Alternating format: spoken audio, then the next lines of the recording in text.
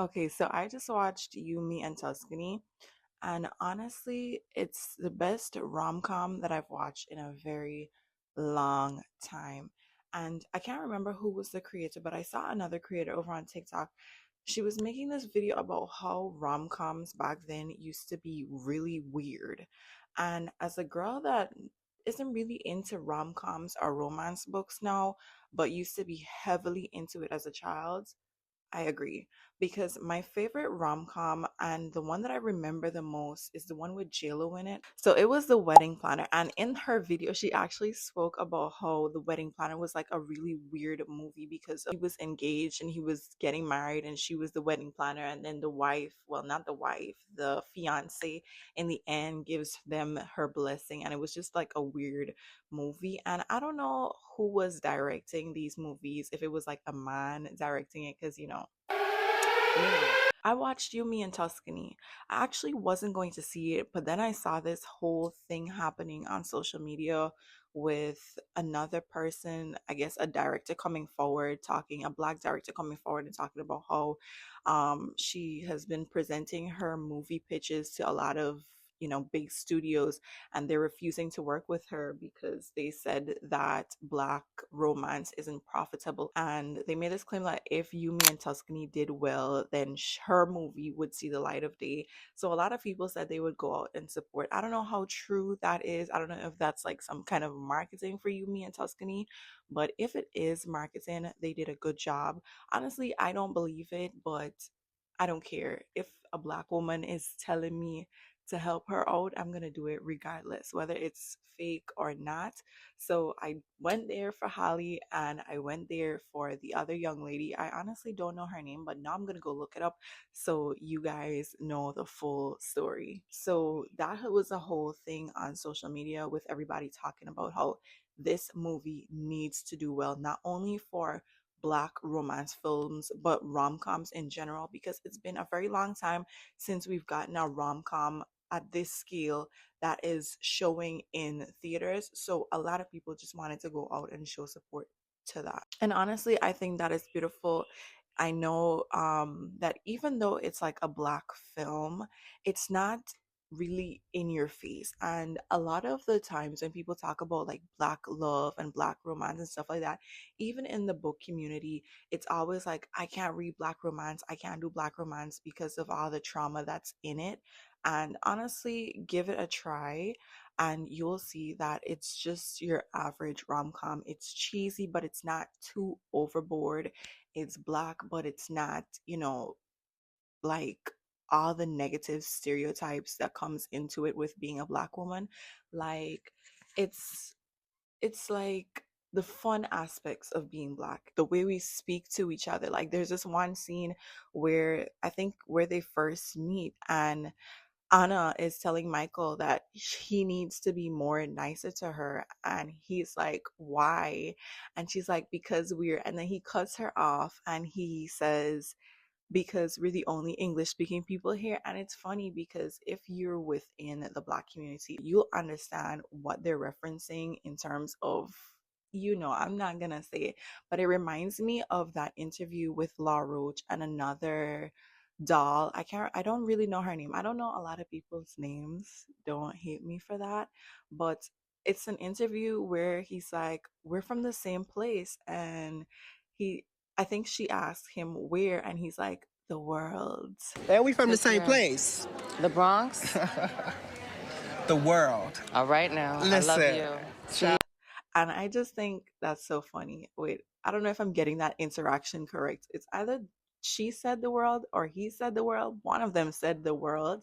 And honestly, if you're within these communities, these are jokes that you understand and you can relate to in terms of like wanting to have a connection. You're going to a new place and you see kinfolk and you're like, oh, I didn't know we were here too. And then this person's like, okay, I don't know. Okay, the mailman just pulled up and I'm like right by the window. Okay, he left. He left. He's a really nice guy. Really nice old guy. But anyways, Yeah, and I really enjoy that. It had a lot of banter. That's my favorite thing. I love a good banter, and it's not like disrespectful, because there's a big difference between banter and disrespect, and it was just beautiful. At first, I did not like him. And honestly, when the movies first started, I was like, can she have both of them? Can she have both of them? Because everybody in that movie, even his ex fiance, everybody was tea. Like everybody was so good to look at, and it was honestly perfect casting. And then people, like, I've seen people saying, oh, they had no chemistry. First of all, y'all are just looking for something to complain about, because no chemistry, no chemistry. That movie had me blushing, blushing, and I don't even blush like that. Well, I got blush on right now, but honestly, I was just blushing the whole way through, and I just love the storyline and how how there's always that build up and there's always that falling out. It wasn't like dragged out, it was just simple, and it didn't just take over the whole storyline. And that's the thing I hate about romance books. There's always the third breakup act, and I know a lot of people also hate it within the book community, but if you're the type of person that hates the third breakup act, you will love You and Me in Tuscany. Of course, there is like a small, falling out, but it doesn't overwhelm the story to the point where like you're watching the movie and you're just waiting for that build up. It does not come. It's just simple falling out. And honestly, the family loved the family. That is another thing when it comes to romance and rom-coms and all of the lover stuff. It's always the family. And it's something about a story where these two characters are clearly in love and the family is so against it. And that was honestly my favorite thing about it. Like, yes, he is a black man adopted by a predominantly white, spicy white family, and they're not weird or racist. Like at first I was like, you know what? Grandma might be a little racist because the way she looking at Anna, I'm not really fucking with it. But then, we started to get to know the family a bit more and how the two brothers have been strained their whole life because they all have expectations for both of them. And one of them is just like the perfect son. And then the other one is the one that's supposed to be the perfect son, the one that's supposed to be taking charge, but he's the one that runs off and he meets Anna and all of this. And honestly, it's just like a really good storyline. And I don't have anything bad to say about it. But Anna, those choices that you were making, girl, you could have been on Dateline. You could have been on Dateline. Like this man didn't even I honestly was watching and I can't remember if he actually invited her to his place or if she just took it upon herself to show up. And I'm like, yeah, the choices, but I love the cab driver. Like the cab driver, I can't remember his name. I am not good with names. Let me get his name. So the cab's driver's name was Lorenzo. Okay. So Lorenzo also loved Lorenzo. No weird vibes. Like in rom-coms, there's always that sequence where the girl is lost or something and she meets this crooked guy and he steals her stuff. Like I thought that was what was going to happen, but it never came. Like that's how good this storyline is. And it's kind of unrealistic, but it's a good side of reality, if that makes sense, because you know how life is. From now on, when people are making nonsensical decisions, instead of telling them, like, that's a stupid idea, just tell them that's romantic. And I think that's so beautiful. Like, yeah, you're doing like my homegirl, oh, she's doing this stupid stuff. She's making stupid choices for this man. You know what? That's romantic. I think that's really beautiful. And honestly, I had a good time watching the movie. It had me tearing up at some points, but not tearing up like in a bad way where it's like, oh, I don't ever want to watch this again. I don't ever want to see this. This broke my heart into a million pieces. No. Like the storyline was good. Everybody got a happy ending. Everybody got a happy ending.